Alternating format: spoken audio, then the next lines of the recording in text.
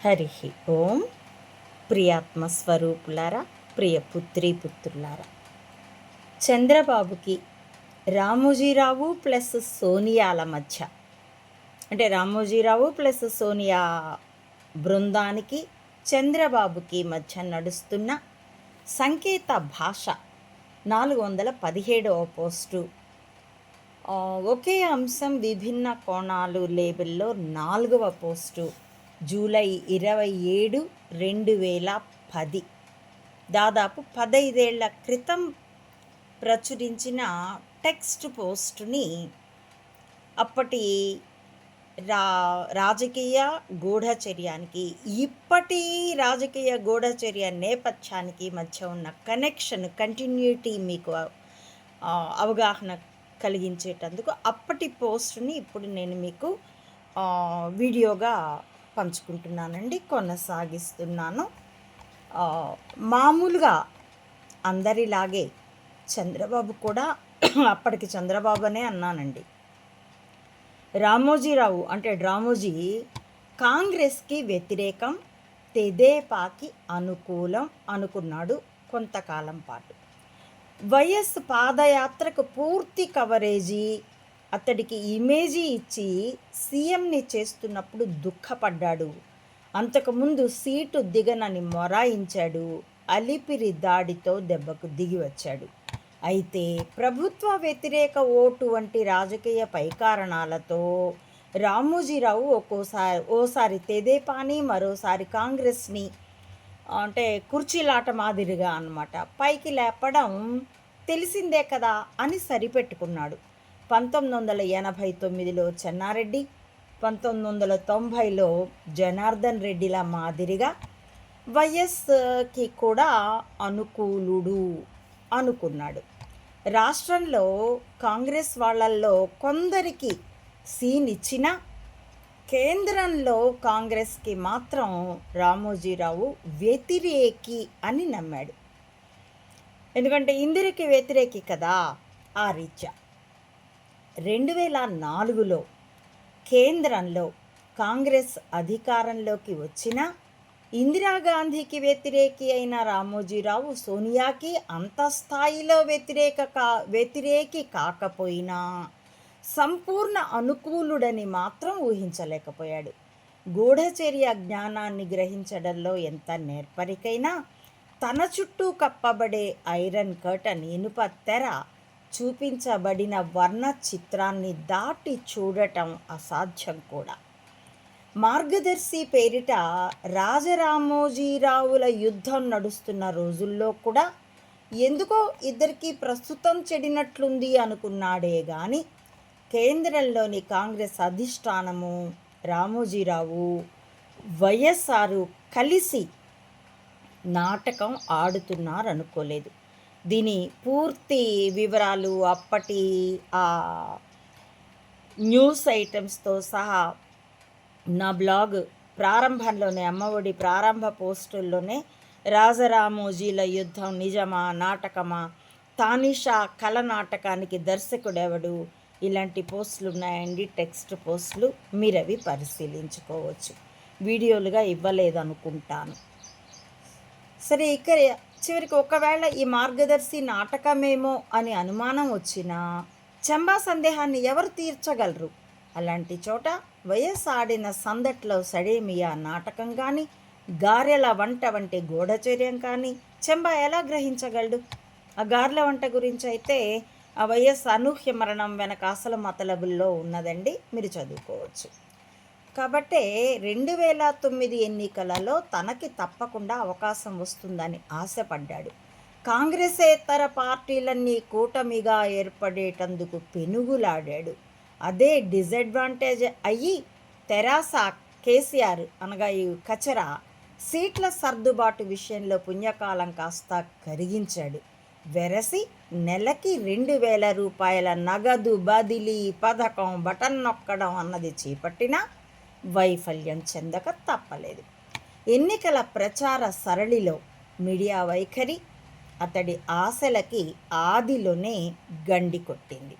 కుటుంబాన్ని ఒక తాటి మీదకు తెచ్చుకున్నా ఫలితం లేకుండా పోయింది. జూనియర్ ఎన్టీఆర్కి ఈనాడు ఇచ్చిన కవరేజీతో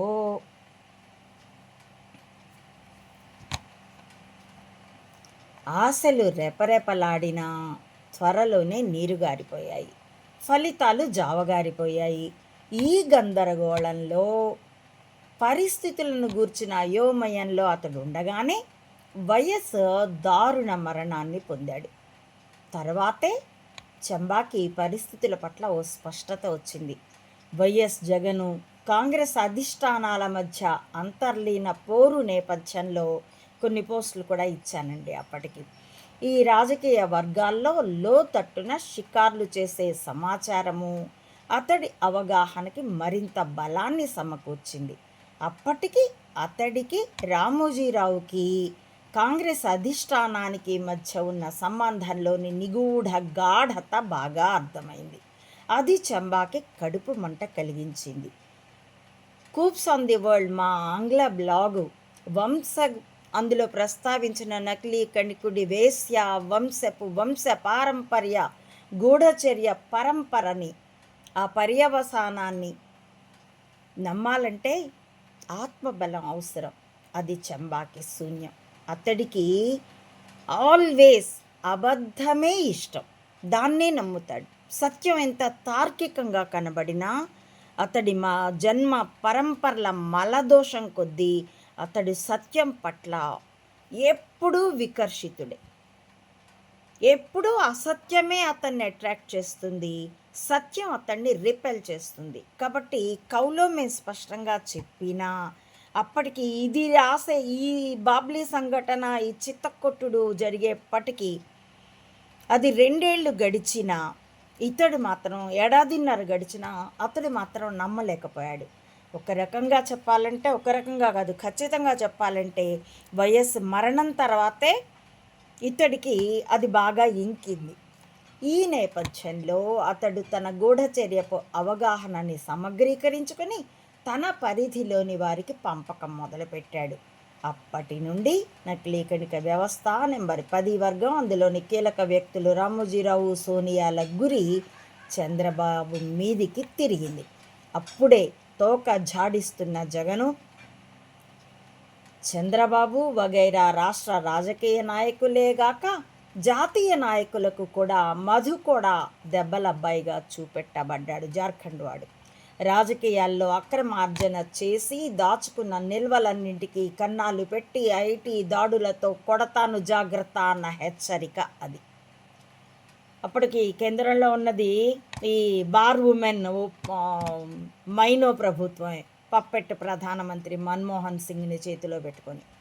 ఈ ఐటీ దాడుల దెబ్బకి చిరంజీవి లాంటి రాజకీయ కమెడియన్లు కాంగ్రెస్ అధిష్టానం కాళ్ళ మీద పడ్డారు. చిరంజీవికైతే పైరసీ దెబ్బ కూడా చూపెట్టారు. Magadheera cinema piracy CD cinema విడుదలకు ముందు రోజే వచ్చేసింది. జగన్కి కూడా అధిష్టానంతో ఓవైపు రాజీ ప్రయత్నాలు చేసి విఫలమయ్యి కొంత టైం తీసుకుంటూ సందుగొందుల్లో తిరిగిన కొన్ని నెలల అనంతరమైన రహదారి ఎక్కి ఎదురు తిరిగి పోరాటం చేయక తప్పలేదు. ఈ విషయాలు నేను టెక్స్ట్ పోస్టులు ఇచ్చానండి. రాజకీయంలోనూ గూఢచర్య అవగాహనలోనూ జగన్ కంటే చంద్రబాబుది సుదీర్ఘ అనుభవం. అదే ఇప్పుడైతే ఈ 15 ఏళ్ల తర్వాత, ఈ మాట నేను 15 ఏళ్ల క్రితం రాసింది. ఇప్పుడైతే చంబా కంటే జగన్కే రాజకీయ అవగాహన ఎక్కువ అయ్యింది. మేము లీడ్ కూడా ఇస్తున్నాం కనుక అప్పటికైతే చంబాకే అనుభవం ఎక్కువ. అందుచేత ఇతడు సందుగొందుల్లో ప్రయాణించిన నిష్ఫలం అన్న సంగతి ముందే గ్రహించాడు. ముందుకు పోవటమే బెటర్ అనుకున్నాడు. అందుచేత తన గూఢచర్య అవగాహనని అందరికీ పంచడం ఆపలేదు.